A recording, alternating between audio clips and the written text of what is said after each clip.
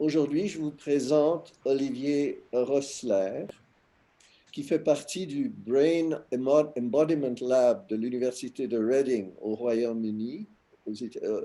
Et puis, il est aussi membre du AI Lab, laboratoire d'intelligence artificielle, je ne sais pas comment le dire en hollandais, du Vrije Universiteit Bruxelles, et ainsi que modalité.ai,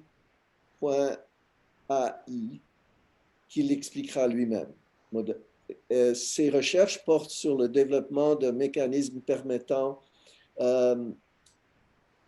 les interactions homme-agent naturelles, adaptatives et ouvertes. Et son approche interdisciplinaire combine la représentation des connaissances,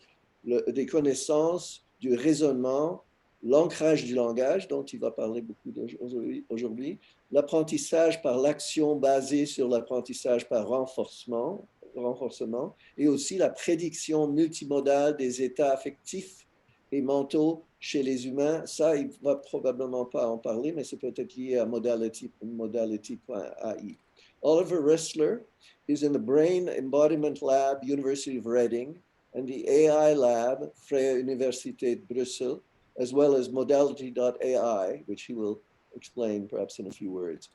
His research is on the development of mechanisms to enable natural, adaptive, and open-ended human-agent interactions. His interdisciplinary approach combines work in knowledge representation, reasoning, language grounding, and action learning based on reinforcement learning, which he'll touch on also today, and also on multimodal prediction of human affective and mental states, which is perhaps related to the modality website, and he may say a few words about that. And with that, it gives me pleasure to present Olivier Roesler. Hello, thank you very much for the nice introduction. One thing I forgot to say, how would you like to handle discussion? You have the choice of either waiting telling everyone to wait till the end, or accepting oral questions to interrupt you, or a compromise, asking people to put questions in the chat, and I can tell you if I can ask you if you're willing to have a question from. I think the easiest is if people just ask the questions, and then I can, if it makes sense to answer immediately to foster understanding, then I will answer immediately, or maybe I will say, okay, I will anyway touch upon this question on the next slide, and then we'll answer a little bit later. But I think it's easier because I'm not sure whether I will see the chat when I'm sharing the screen. So I think it's easier if people just ask. Okay, go ahead, please. Okay, so yeah, thank you for the nice introduction. I think I will directly share my screen. So yeah, can you see my screen? Yes, we see it. Okay, perfect. So yeah, so the talk will be about combining unsupervised and supervised grounding approaches. But since I can say a few words about modality AI also before. So this is kind of more related to my work at the AI Lab, so which is basically my my PhD work also. And so at modality AI, this is more like the last part of my research interest about multimodal interactions and like diagnosis and of, for example, neurological conditions, depression, ALS, and similar. And this is modality AI is a startup which has been founded nearly 3 years ago and located in the US in San Francisco. And we are looking at basically, so we have a multimodal conversational agent, and patients have basically interactions. And during the interactions, we're analyzing their facial movements, their respiratory. So we have some respiratory exercises like coughing or breathing, as well as, of course, speech, which we analyze to then see how they progress. For example, does the depression get worse or not? And we, of course, provide this metrics also for like evaluation purpose directly to the clinicians, so that it's not like giving like saying, okay, this guy gets less depressed, but the clinician can actually watch the video of the interaction, can look at the metrics we obtain to verify that everything is whether actually this patient needs more help or things are getting better, for example. This is basically to modality AI, but this talk is purely focusing on grounding basically. which is the work I'm focusing on during my PhD. So yeah, so let's get started. So so this is basically about, so when I started was working on grounding. So I started originally looking more at knowledge representation and came to grounding because to really use knowledge representations for robotics, we basically need to somehow have this knowledge grounded. And then I started looking at unsupervised grounding approaches. And then about last year, at the beginning of last year, there were some limitations. There are some limitations of unsupervised approaches. And due to this, I started looking then of how to combine this with supervised approaches. But I will explain this in more detail in the next slides. So let's maybe first start by talking very briefly about, okay, what is language grounding and why should we care? So in brief, language grounding aims to provide meaning to language by linking it to perceptual information, which is basically direct grounding, or by linking concepts, non-grounded concepts to already grounded concepts, which provides indirect grounding. And maybe let's give a quick illustration. Let's say we have the following scene, and so just a table with a chair behind the table and 2 fruits on the table. And if we now get this following instruction, then it's very easy for us to understand what the task is. To basically, we don't even need to know that the apple is on the table. We don't need this additional information. Just the red apple tells us what is the target object, and please give the request of the apple is also pretty easy to understand. But if we have an artificial system, then basically what we have is, on the one hand side, we have a set of words. And in this case, we just focus for simplicity on just the target object, the words describing the target object. And on the other hand, we have a set of concrete representations. And with concrete representations, I mean that we basically, so if we have a red object, let's say we have a red apple and we have another red apple, or for example, a tomato, then they all slightly vary on, or even if we have the same object, if the light changes, the RGB values, for example, would change if we take a picture of it. And in this case, the concrete representation can be, for example, obtained via classification algorithms or clustering algorithms, so that we basically, everything that is red from belongs to this concept of red, in a sense that this basically then will be assigned to the same cluster or given the same classification label. And if we look at the right side at the bottom, there is a W. This stands for auxiliary word, because we also have to consider that some words don't have a corresponding concrete representation. For example, in this case, the article the only is there for grammatical reasons.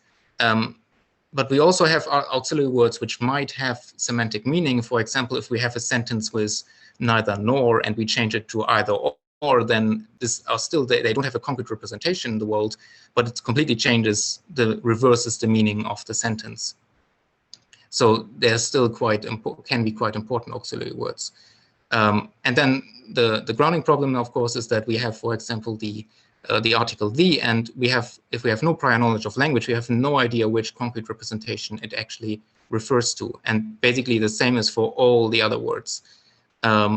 And even if we would know that red already refers to a color, then still we have the problem that we have multiple colors, or if we know table refers to a shape or an object, then we still have multiple shape percepts in this situation. And this is still a very simple situation. I mean, if we look in the real world, then on a table, on a dining table, we might have, I don't know, 20, 30 objects. So it's a lot more than just 2 fruits on a table. And what we want are basically mappings from the left side, from the words to the concrete representations. What is interesting here, of course, is that we don't necessarily want to have, or we want, in most studies, what are obtained are one-to-one mappings, but the world is actually not so simple. So we have synonyms. So if we could say, instead of red, we could say reddish. Some people might argue they're not completely true synonyms, but they are basically just in some context, because reddish might be less red than red, for example. But in the end, they can be in some context be synonyms, and then we can so if we say that words are equal to concepts, this doesn't work because then we would have duplicate concepts. We could now argue that concrete representations are kind of similar to concepts. I mean, we could also say concept is maybe an ill-defined term anyway, but so if we just stick to that term, then that might be maybe a good idea. But then also if we talk about concrete representations, then we might also have multiple concrete representations for the same percept. For example, we might, if we talk about the concept of red, we might represent this through color histograms or RGB mean values of all the pixels belonging to a specific object, if we take a picture of it. So basically, what in the end we would like to have are M to N mappings. Basically, we have multiple words can refer to one concept, and the concept can be grounded through multiple concrete representations. So it's not, as it looks here, as simple as one-to-one mappings. So just one more example, why is this important? I mean, language is basically everywhere, and it's the most important medium to transfer and preserve knowledge.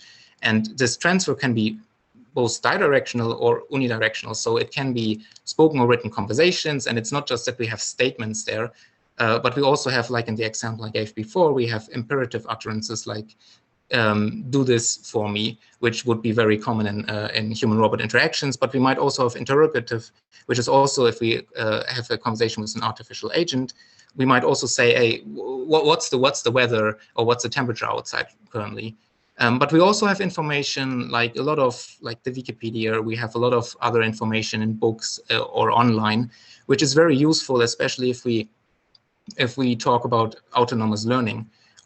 So if we want to have natural and efficient autonomous learning and also human agent interactions, then we would like maybe to say, okay, please make a pancake, and then we want the agent, then the agent could look up itself the recipe, and then it basically knows, okay, for example, okay, I have to crack open an egg, and then maybe it has to use reinforcement learning to actually learn how to do it properly, because even if we as humans do it, sometimes we don't completely pay attention. We basically know it, but we can still optimize how we do the movement so that we don't spill anything of it.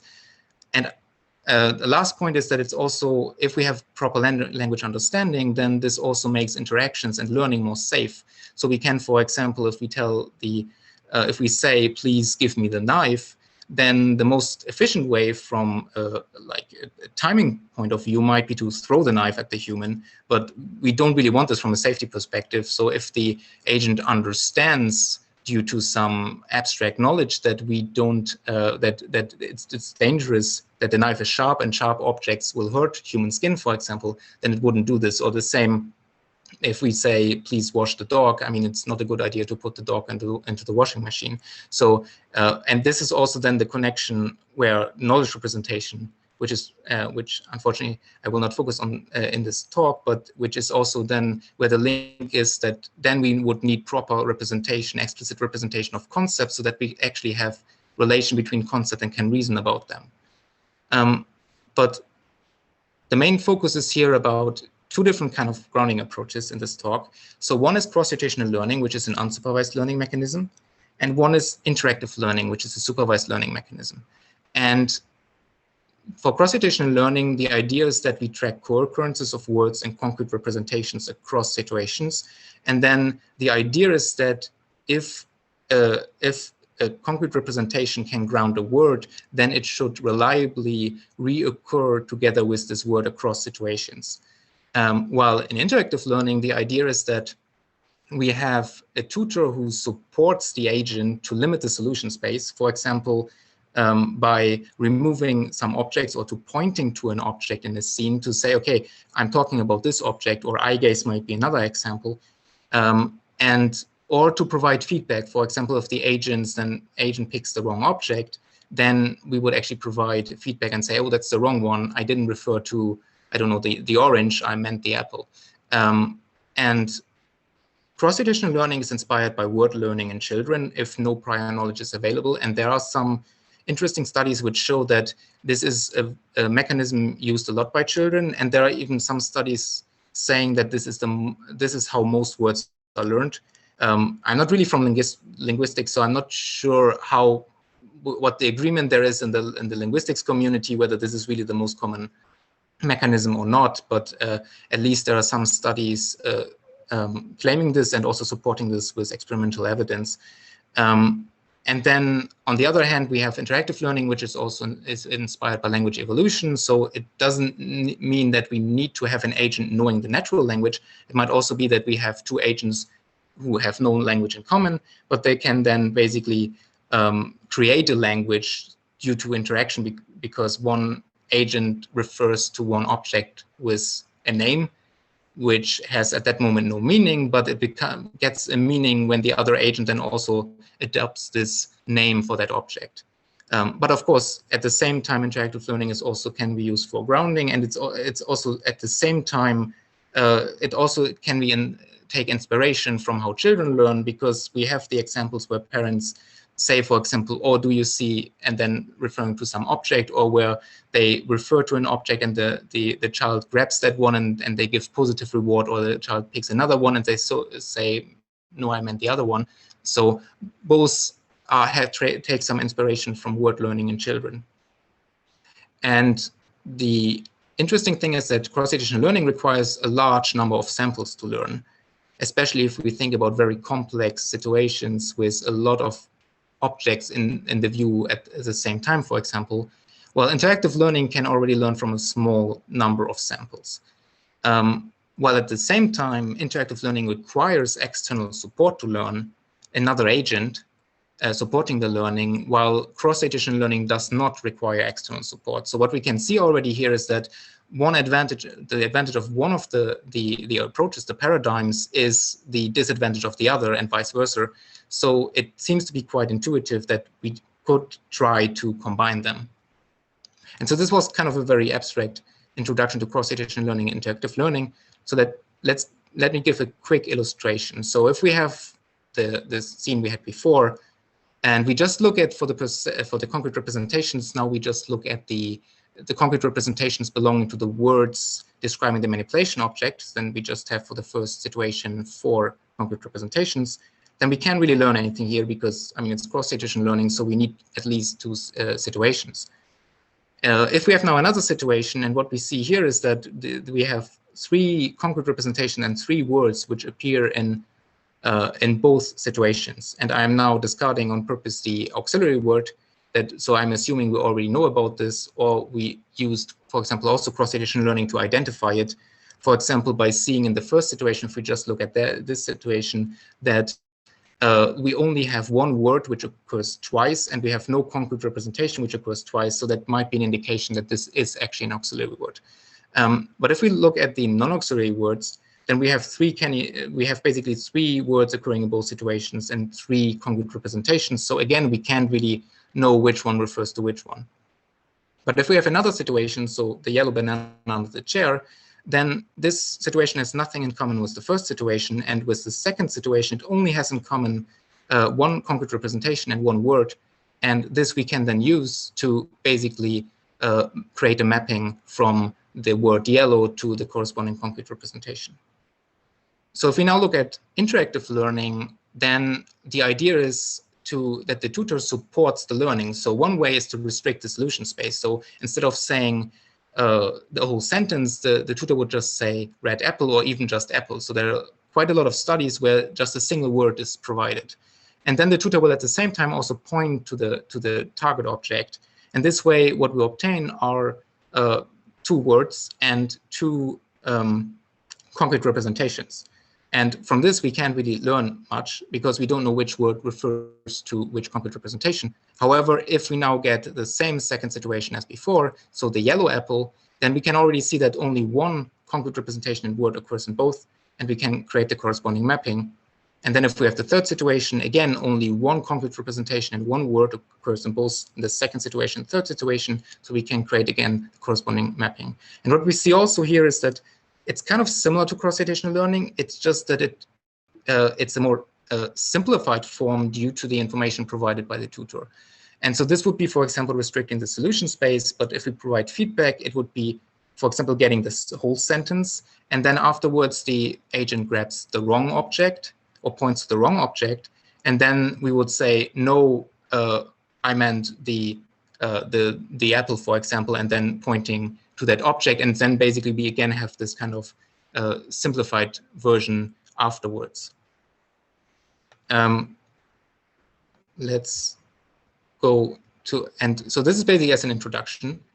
And what I will now do is I will show two experiments which I've done. One is it's an evaluation of kind of novel cross-situational learning based online grounding algorithm. I'm putting novel here in italics because it's already, I mean, the first version of it I proposed already more than 2 years ago, so it's not so novel anymore in that sense. And I will compare it to an unsupervised Bayesian learning model because I use this as a baseline because this is what originally also when I started working on grounding, this was what I first used for language grounding. So it's not designed as a baseline, but it was originally in a sense the proposed model. And I will compare both the accuracy of the obtained groundings, the transparency of the grounding process, as well as the deployability for open-ended interactions. So let's talk about the scenario we have here. So it's a quite simple human-robot interaction scenario. So basically, we have a robot and a tutor interacting in front of a tabletop environment. And then the idea is that during the first step, a tutor places an object on the table and the robot obtains its shape and color. Then the tutor provides an instruction, for example, erase the brown Coke. And then the robot executes the requested action and records the corresponding percept. Overall, 125 interactions were performed so that all combinations of the employed 5 actions, 5 colors, and 5 shapes were used. And the sentence was quite simple. It's just, please, an action word, D, a color word, and a shape word. But to make it more difficult, and since originally these interactions were performed to look at different word representations and how they can, whether different word representations are better for synonyms, for example, if we have semantic information due to word vectors, that's why we have 2 synonyms for actions and colors and 5 synonyms for shapes. For example, if we refer to the bottle, we can refer to it by saying Coca-Cola, soda, Pepsi, Coke, or lemonade. So these are not true synonyms, but these are only synonyms in a specific context. And then the proposed framework, basically what we have as input is the scene, the sentence, and then in action feature vector. So for example, the HSR robot is lifting up the book. And then what we do with the scene is, so it's just for illustrative purposes that we have 3 objects. So in this experiment, there's only 1 object at a time. And then we have 3D segmentation to obtain a shape percept, which is a viewpoint feature histogram descriptor, and a color histogram describing the color of the object. Then auxiliary word detection is applied. I will explain the algorithm on a later slide, which should then, if it works well, remove the auxiliary word, that we just have the non-auxiliary words. And then for the action learning, we obtain an action feature vector, which is a 30-dimensional vector, because all the maximum number of sub actions to perform an action was 5, and then we had 6 different joins which were observed. That basically, so the definition was basically what is the difference between the beginning of the joint position, for example, at the beginning, and the end of the sub action. And then to obtain, because these are our percepts, so this is, we might have twice the color red, but we have different color histograms. There's slight variance in it. So then clustering is used to obtain concrete representations for all modalities. And for clustering, dbScan was used because dbScan doesn't require to specify the number of clusters in advance. And then this is given to the cross-situational learning grounding, cross-situational learning-based grounding algorithm. So let's explain how this works. So I apologize for the acronyms, but this is to fit this all on the slide. So I will explain them. So the input for the grounding algorithm is W, which is the set of the current words. CR stands for concrete representations. So this is our set of concrete representations of the current situation. WCR PS is basically a set of word concrete representation pairs. So that means for every word which the agent encountered in the current in the previous situations at that point when we start the grounding process, we have a set of the the concrete representation it was encountered with corresponding count, how often it was encountered in how many situations. And then we have the reverse. So we have concrete representation, word pairs. Again, we have all concrete representations which we encountered in previous situations, plus the together with the words they have been encountered with and the count. And we need both of this. That might seem like quite redundant information because we want to ensure that we can treat synonyms and homonyms. So in this scenario, we only have synonyms, but in the second experiment, we will also have homonyms. And then we have AW, which is a set of auxiliary words, which we have previously detected, and PP, which means permanent phrases. And in this case, they have been basically predefined. So we just have a dictionary basically where we say, okay, lift up needs to be treated as one word. I have a cross-situational learning based phrase detection algorithm, but it doesn't work on this simple sentences. So it only worked on more complex sentences. So that's why in this case, we just basically assume we already have prior knowledge that we know the phrases. And then the first thing is that we substitute words with phrases from the phrase set. And then we update the auxiliary words, it's a set of auxiliary words. And for this, we look at the, we have basically a set of words and how often they occurred.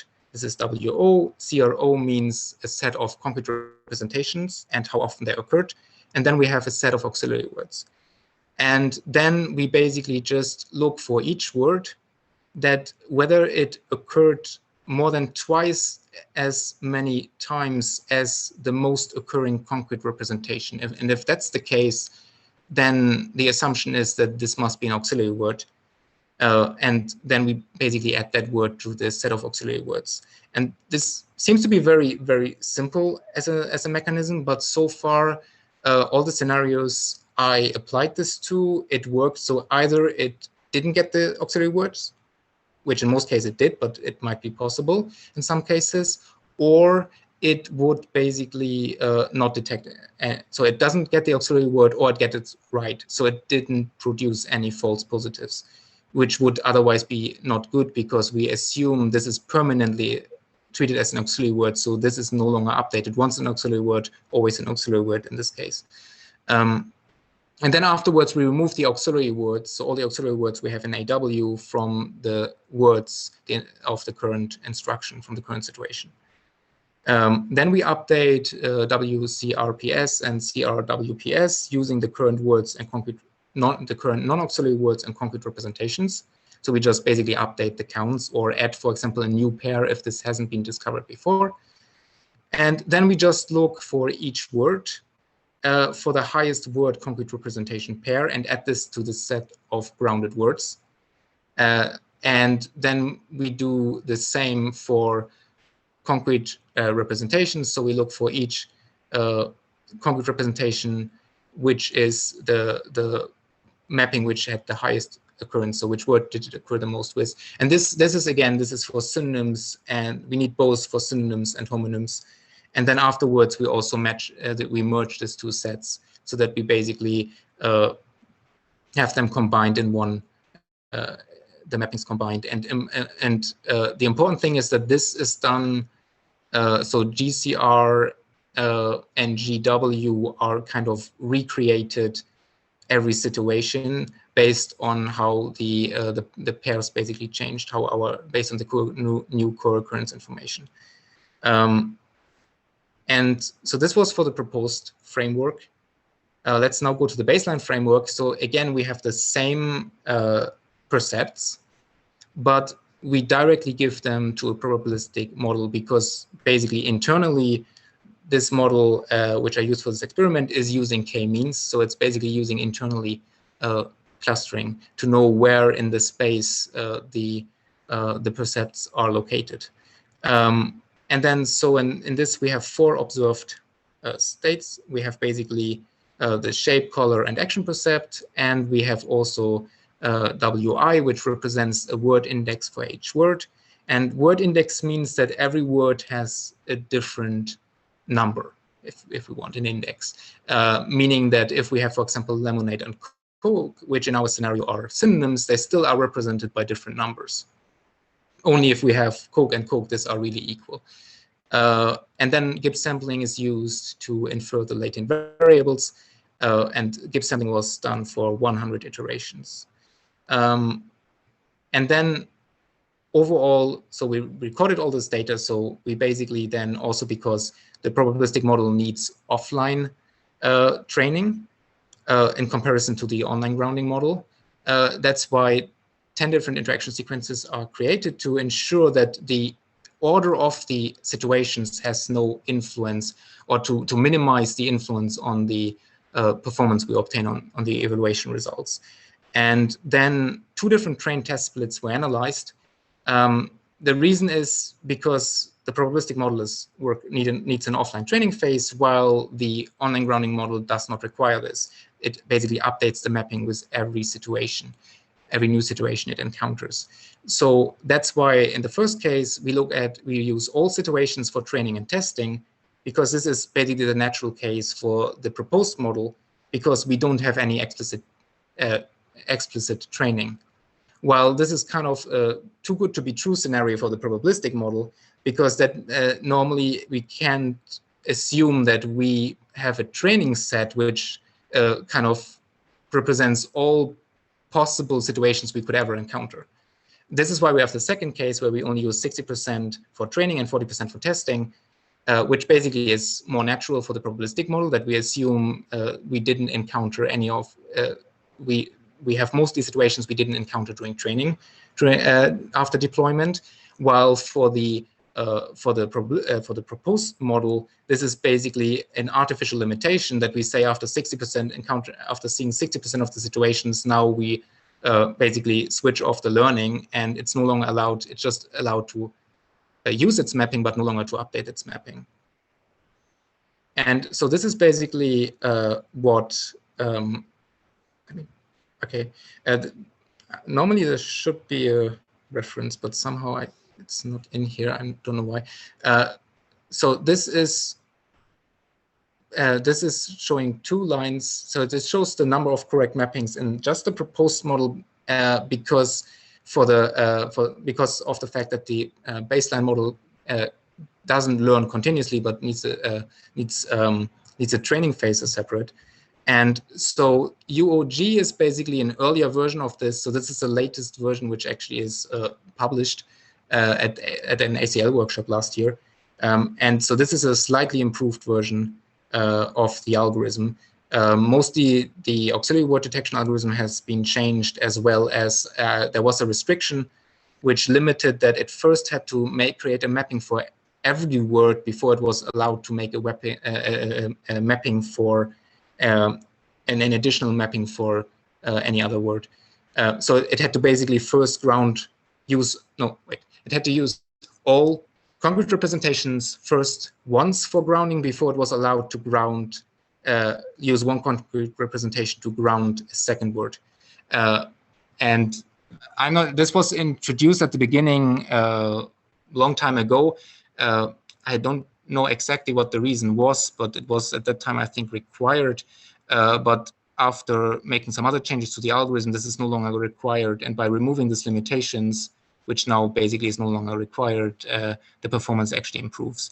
And what we can see here is that basically the model requires, so at the beginning we have more false mappings than correct mappings represented by the red lines.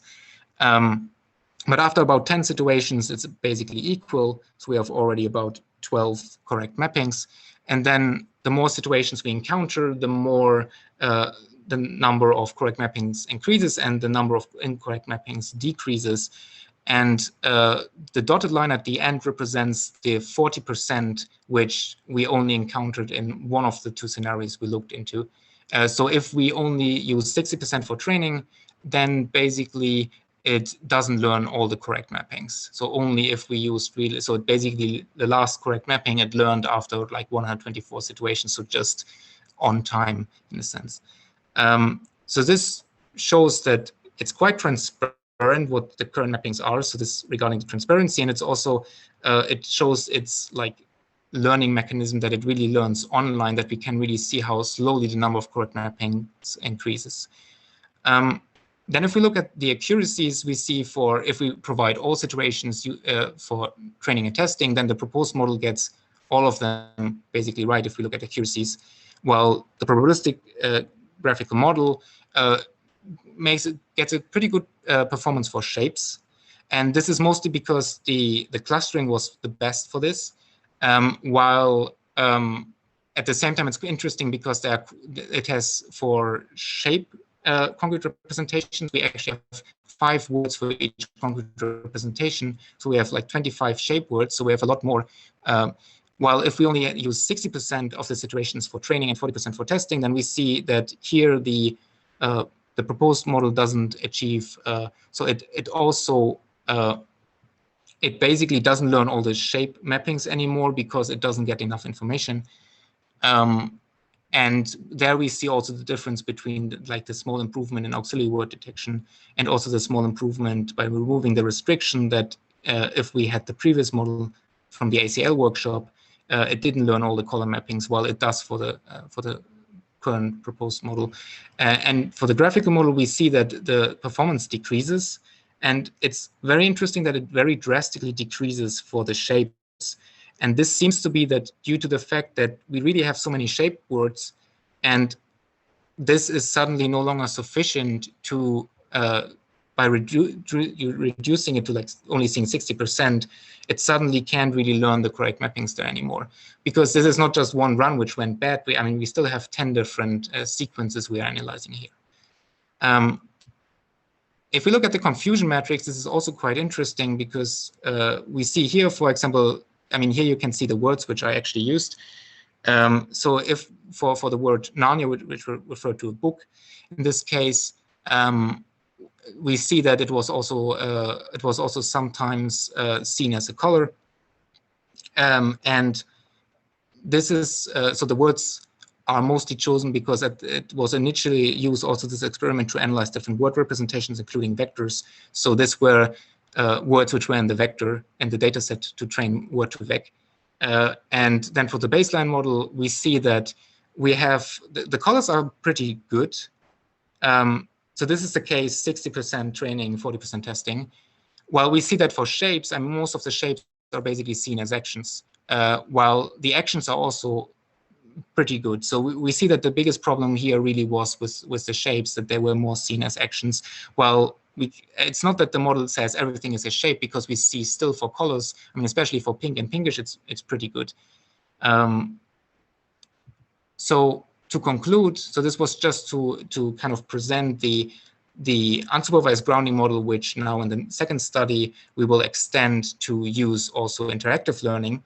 What we see is that the proposed unsupervised grounding framework is able to detect auxiliary words and ground synonyms through corresponding concrete representations, and it is able to do this in an online manner.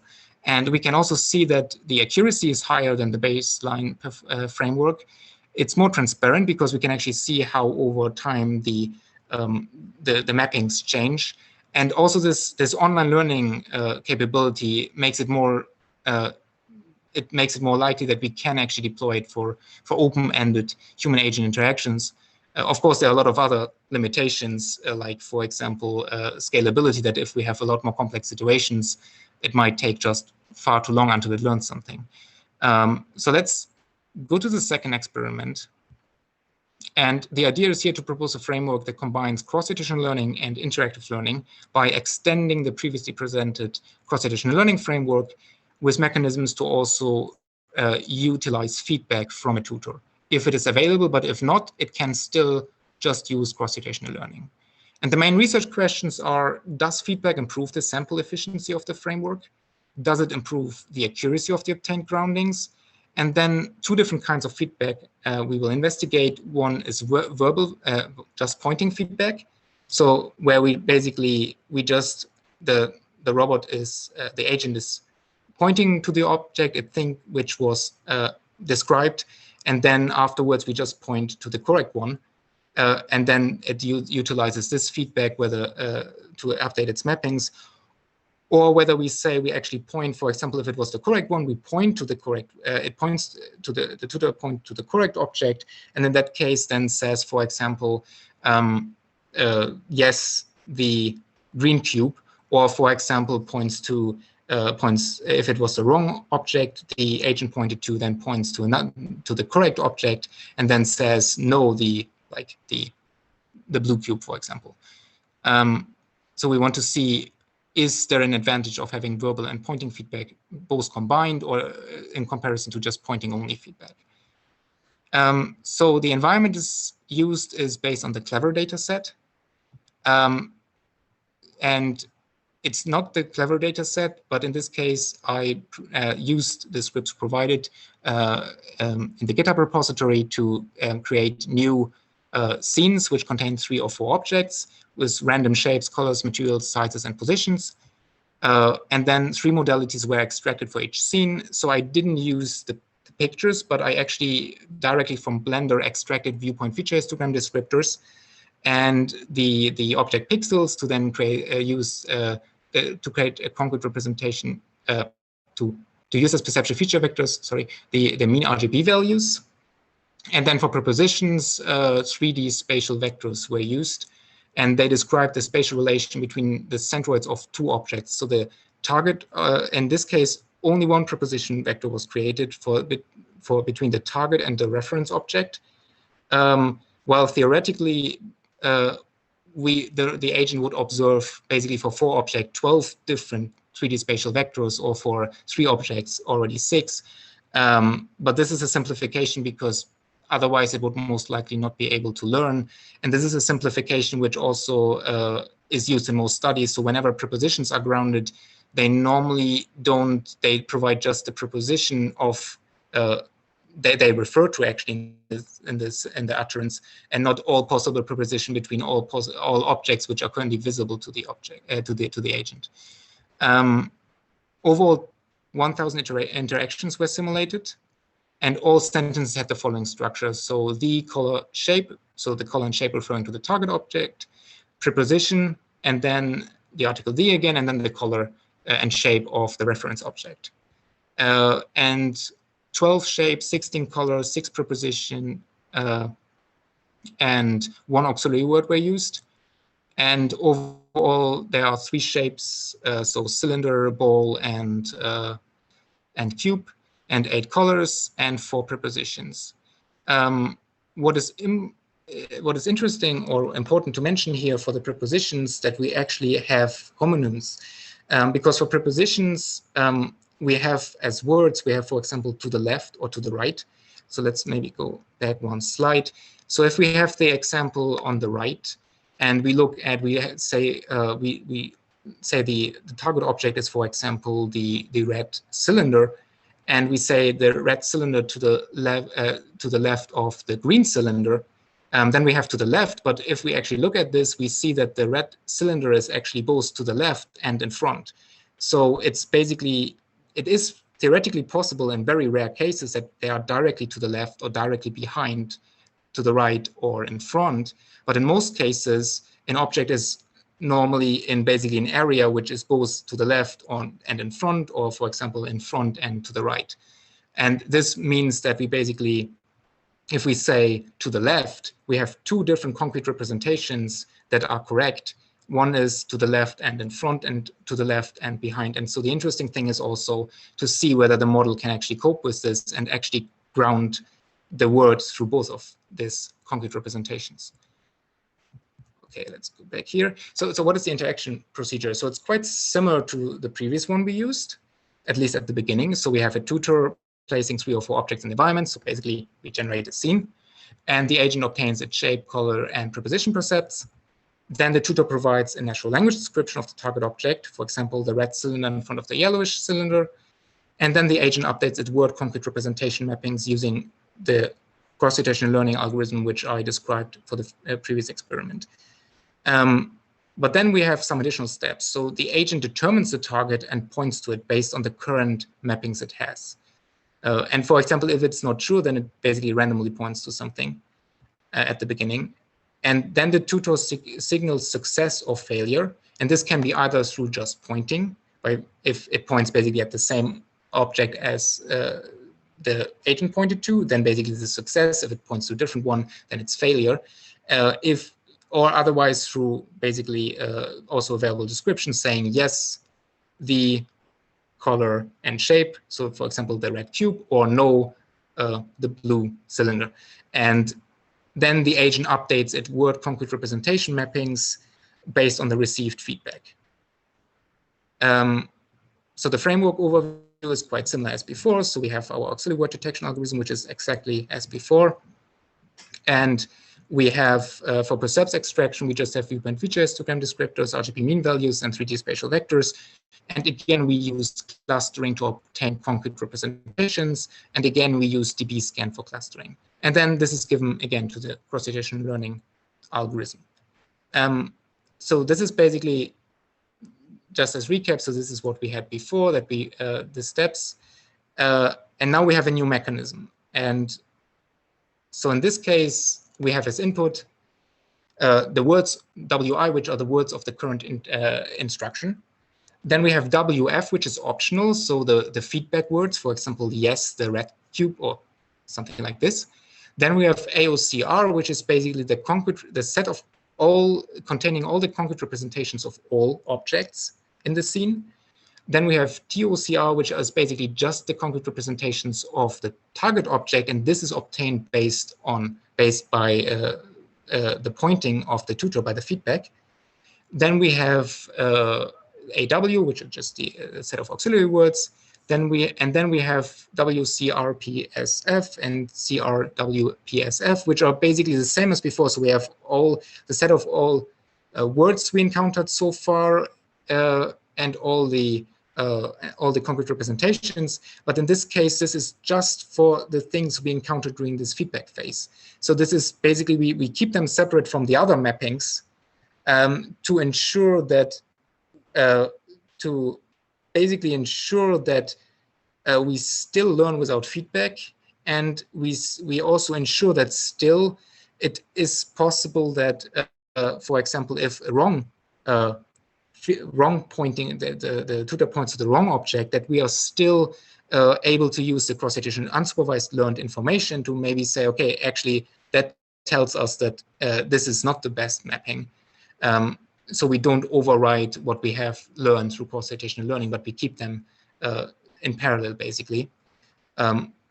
Although how much this really helps with wrong feedback, I don't know, because I didn't yet investigate this part, providing wrong feedback, how much does it decrease the performance, basically?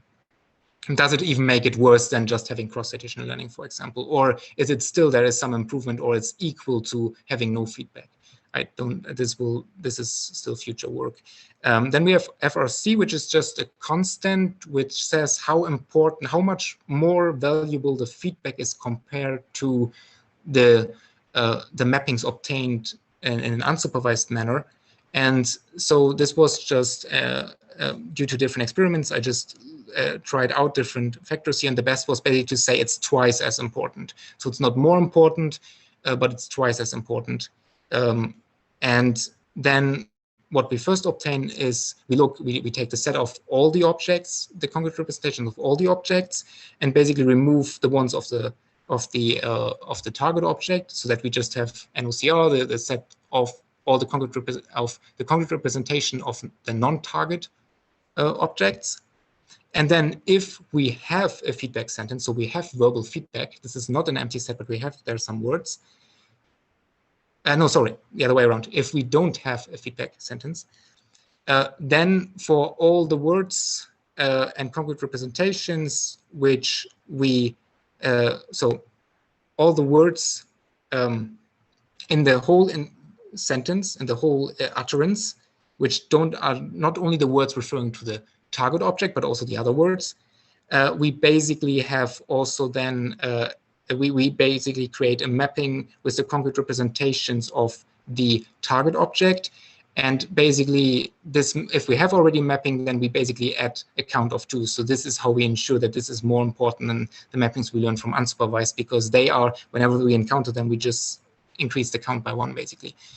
And in the other case, if we have verbal feedback, then first we do kind of the same here. So that's the same that for basically on nearly the same, because here we only increase it for the words in the feedback sentence. We increase the count, not for all the other words which refer to something else. We don't know which objects, but to the reference object, for example, the preposition. And at the same time, we also look at all the other words, so all the other, for all the other, so sorry, not the words, the concrete representations of which refer to the other objects, that for them we actually decrease the count of the mapping to ensure, because we are kind of certain that this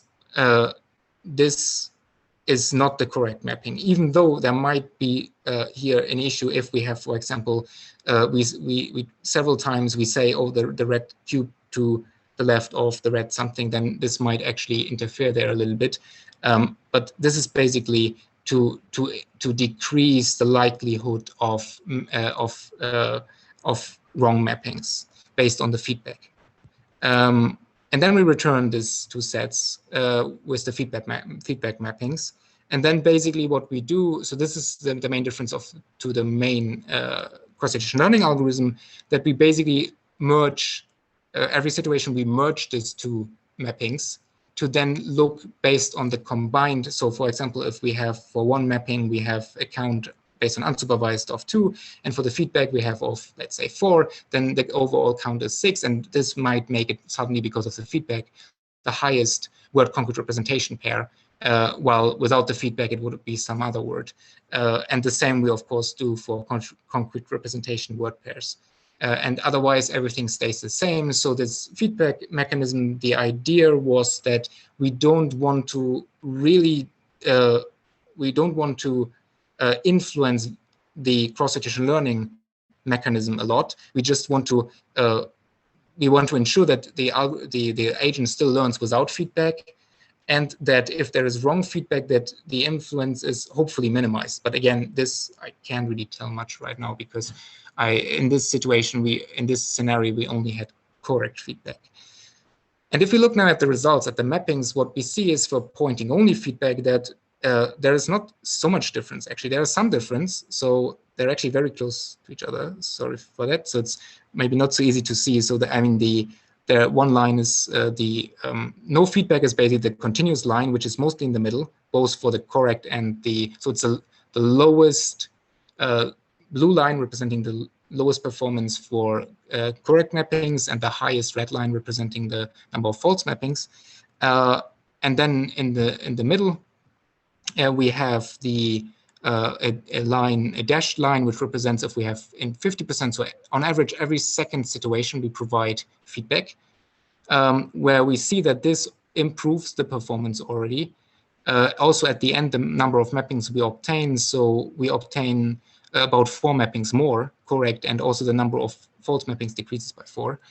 And then we have, if we have the 100%, so every situation we provide feedback, we see that this finally doesn't make much of a difference, but it speeds a little bit up the process. But we see overall that pointing only feedback provides some benefit, but it's not that it's really a lot of benefit in a sense. While if we look at pointing and verbal feedback, what we see is that here there is a lot more increase and decrease of the performance. And we also see that there is a difference between providing this feedback every time, every situation, or only on average every second. And so here we really see that instead of obtaining about 26 mappings, we obtain more than 32 mappings correctly, and also the number of false mappings is lower. And the reason why the reason why, even if we would obtain all correct mappings, why we would still have some false mappings is because we allow homonyms and synonyms. So it might be that we have some additional mappings which are actually not, which are not even required in the sense to have all the correct mappings correctly obtained. But here we see clearly that pointing and verbal feedback is better than just pointing only feedback, and we see that it both increases the the accuracy, so the number of correct mappings we obtain, but it also in the sample efficiency, so more quickly we reach a higher number of mappings. So if we look at the accuracies, then we see for pointing only feedback that the most increase is for shapes and a little bit increase for colors, but there is actually a decrease for prepositions, which is quite interesting.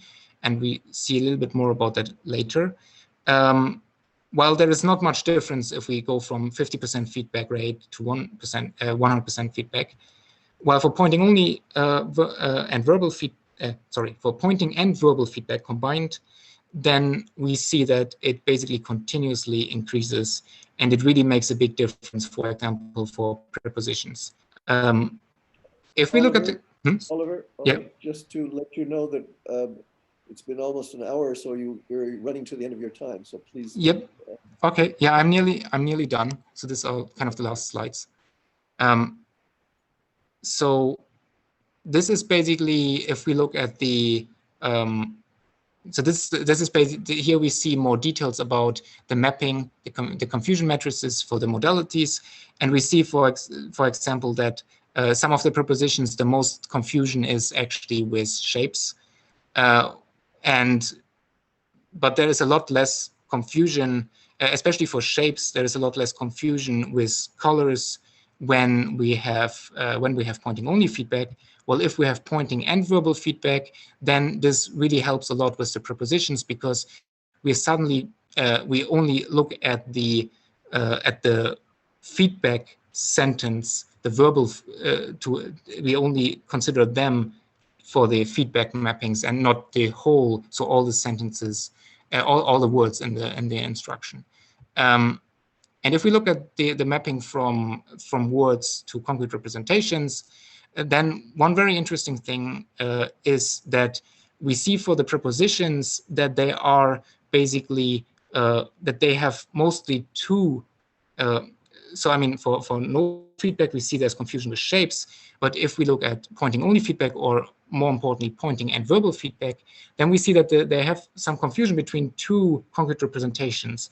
And this is actually important, because this shows that the model can correctly ground homonyms, because what we see here is that, so 14 and 15 is basically referring to left behind and left front. And so this is correctly grounding on the left of, on the left side of, or for example, if we have behind, which is basically 12 and 14 here, we can see, so 12 and 14 is basically right behind and left behind. So we see that it properly grounded also homonyms. And with this, basically, I will conclude. So the feedback, what we can see, the feedback improves the sample efficiency and accuracy. And we saw also that combined verbal and pointing is better than pointing only feedback. However, we didn't evaluate yet how robust the model is how robust it is to incorrect feedback, and how also does feedback compare to explicit teaching. But so these are kind of follow-up things to investigate, follow-up questions.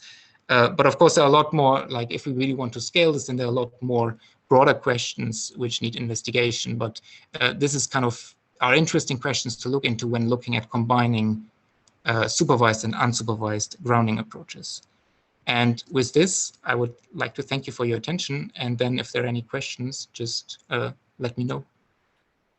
Okay, let me thank you very much, first of all, for a very interesting and informative talk.